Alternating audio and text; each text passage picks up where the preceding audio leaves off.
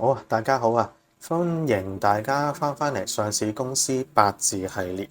咁前兩集咧，我哋就睇完兩隻啤酒股咯喎。咁今日我哋要挑戰一個更加有傳奇色彩、格局更大嘅公司——東方海外3186。咁講到東方海外，咁大家一定會諗起嘅係咩啊？有上咗年紀嘅朋友咧，就相信會諗起就船王董浩雲先生。咁啊，聽到董浩雲，有啲人唔知董浩雲係邊個，唔緊要，聽到船王都知有翻一定嘅實力㗎啦。以前好勁㗎，世界霸主嘅其中一個。咁當然現在就係梗係冇得同其他人鬥啦。咁跟住另外有人聽過嘅咧，咁當然就係做過特首嘅董建華先生。咁呢間公司咧曾經係世界航運嘅霸主嚟嘅，咁但係亦都經過好長期嘅浮沉啦。咁董建華先生咧，其實佢本身咧就係喺佢做特首前後左右嘅時間，就係有人幫有其他人幫佢，先至可以捱過一段嘅難關嘅呢間公司。咁即係話即係沒落啦，曾經。咁點解一間咁有背景、曾經係船王啦、咁有實力嘅公司，會喺一段時間身不由己咧？係咪關董浩雲先生後代不濟嘅事咧？咁又未必嘅。咁因為我哋睇翻佢嘅時空嘅因素，其實會見到嘅東方海外嘅八字根本就去到某啲時候就係不如意。咁另外咧，你會發現佢嗰個八字咧，其實好 typical 講咗航運業呢個嘅行業嘅。咁啊，繼續啦。咁316，咁啊1992年12月15號上市。咁啊係啦，15號上市。咁如果我哋睇翻佢嘅本質咧，就係會見到就係話，喂，乙木喺冬天出生。咁啊，成個格局好清晰啦。咁啊，雖然蘇大運啫，咁我哋講原局先嘅。壬水兩頭術語嚟嘅。咁啊，得令於月令，有長生有丑土咁樣。咁啊，終於水旺極致。呢個就係術語嘅講法啦。咁水喺八字入邊咧，就代表流動啦、運輸啦。咁係睇下係咪好意象化乙木依個主體，依間公司喺一個汪洋大海之中，咁係好 typical 講緊就係佢根本就身處呢個環境，根本就係航運業就係佢嘅歸宿宿命。好啦，咁啊乙木就木啦，咁啊水好旺，即係水生木啦。咁係咪即係印重喎？印重就用煞啊！咁呢啲叫做咧劫運化進啊，呢個特色嘅格局。咁有啲人就話其實當係一種嘅即係其實本身就身弱，但係因為有幫助嘅關係之下，就可以擔得起七煞啦咁樣。於是用煞啦、財官格咁樣啦，或者財支啊、煞格啦係嘛？土生金勁啦係嘛？金仲要點啊？金仲要得到用錯顏色算啦。金仲要得到呢個六位又有丑土又有呢個長生位，金極旺啦。咁啊，所以乙木啦，咁俾水生旺，咁啊又唔怕啦。水係細大得極誇張，跟住仲有個金嚟克，咁又唔怕喎。金好強又點啫？咁金本身都生水噶嘛，調翻轉咪真係水蝕金咯。咁係咪真係好 OK 咧？咁呢度就可以好肯定話俾你聽，唔係嘅。咁因為咁既然金係生水，咁繼續行金運 suppose 應該冇問題啦。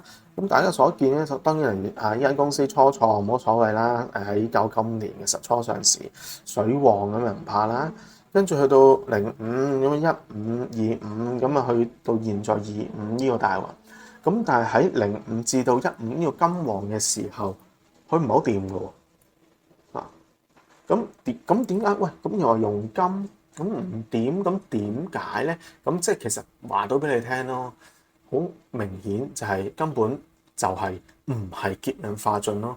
呢個八字係從格嚟嘅，從水嘅旺勢而順其氣勢，所以係用木泄水生，用木泄水咁就可以噶啦。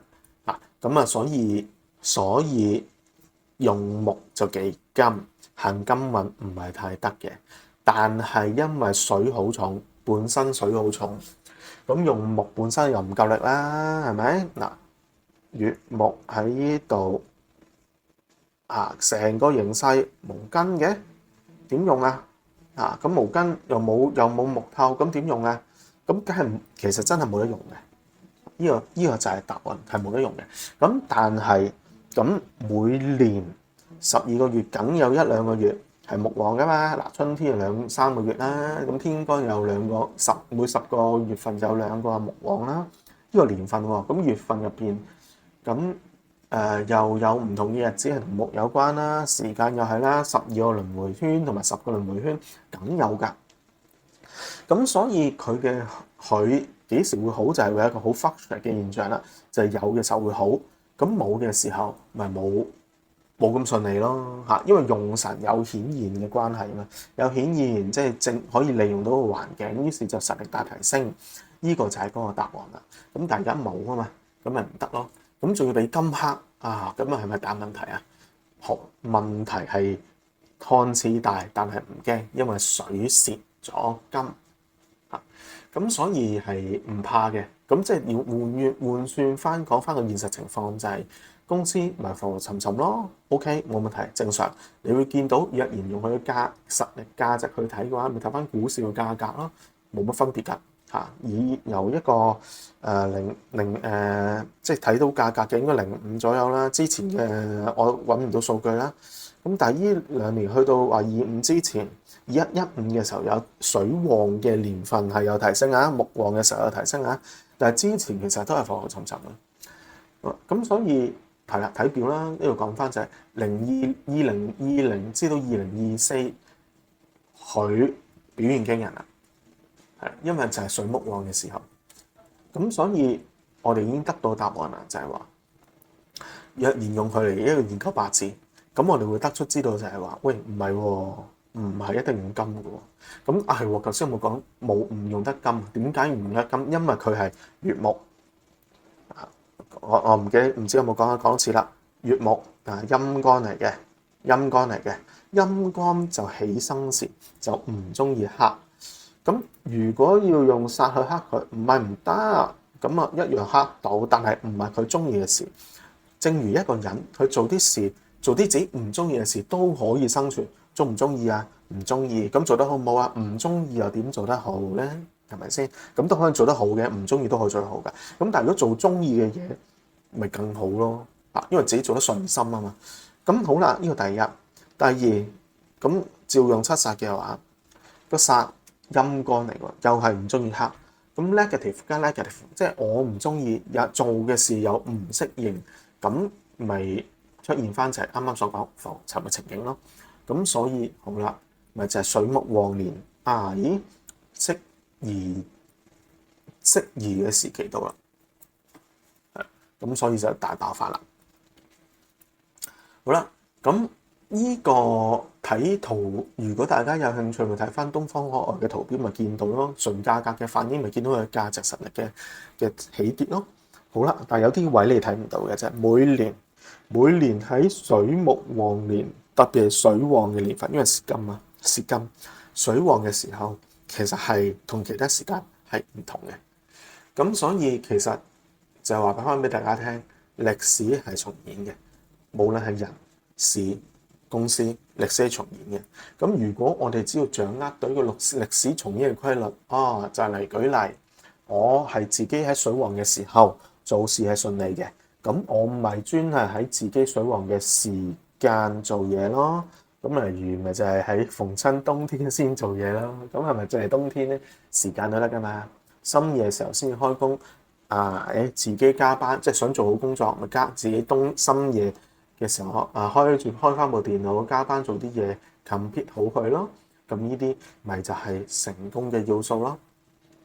好啦，咁講到呢度，咁大家可以考慮一下，如果水係代表運輸，咁代表有支持有貴人，咁如果當火出現嘅時候，咁會發生乜事咧？咁喺呢個八字之中，咁如果係用木又好，咁用金唔係用金啦，用木啦。用木嘅話，有啲人會諗噶嘛，喂，調後喎，咁天寒地凍，木無火而不生啊嘛，咁點算咧？係咪真係有火就會好事咧？咁真相可以話俾你聽，同你諗嘅係完全相反。呢啲平時我哋大家喺課堂上面或者喺網上面好多嘅教學嗰度聽開嘅理論公式，會話到俾你聽，講係咁講，實質上就唔係咁樣樣。咁今次都講得耐咗啦。咁但係 anyway 啦，咁今次公開分享就到呢度。咁啱啱所講嘅，如果就話喂，火點樣令到316係出現啲咩嘢一回事，又或者金旺嘅時候又想八卦下會點嘅，咁例如係春天呢間公司嘅價值如何咁之類咧，咁冬天係咪真係又好勁咧？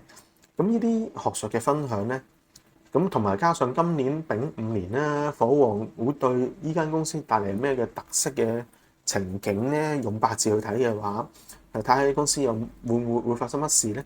咁就我哋留翻喺會員區嗰度講啦。咁現在就多謝大家多多支持啦。咁幫幫手訂閱、留言、撳鐘仔。